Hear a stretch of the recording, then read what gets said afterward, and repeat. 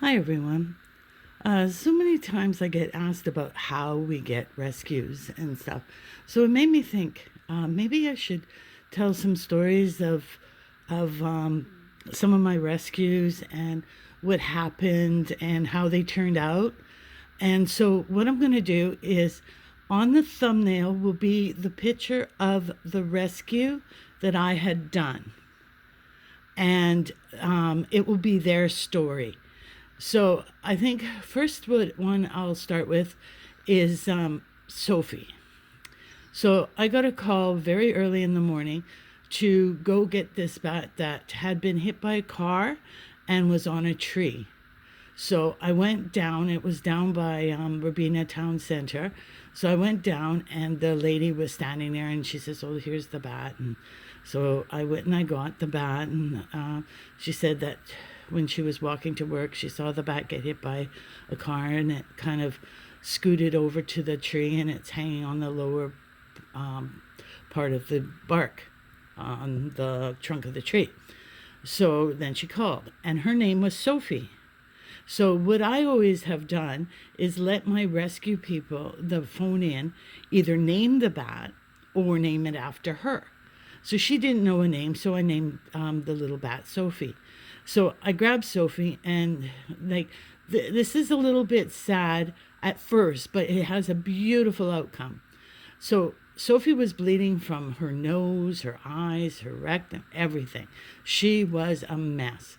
So I quickly took her down to the wildlife hospital here on the Gold Coast, and they took her in and, told me to go home. She'll be there for a while. And I thought, honestly, that I would never see Sophie again. So anyways, a few hours later, I get a call to come and get her. I was so surprised. I was so happy. So I went down and I got her. And she was such a beautiful bat to have in care. So easygoing, so wonderful. So there's a video I have of a bat being released in Cascade Gardens. That's Sophie. Sophie had been released, and it made me so happy because she fought so hard to get better. And that's why a lot of times people will say, "Well, why do you like feeding the wild bats? Why do you want to help them?" Well, all these bats with these stories are going to be ones that I could be feeding. I could be helping. I could be helping their children. So it's very emotional for me. It's a very meaningful thing for me. So she was released there because we always try to release the bats the closest colony to where they're found. So, but she was so special, and I,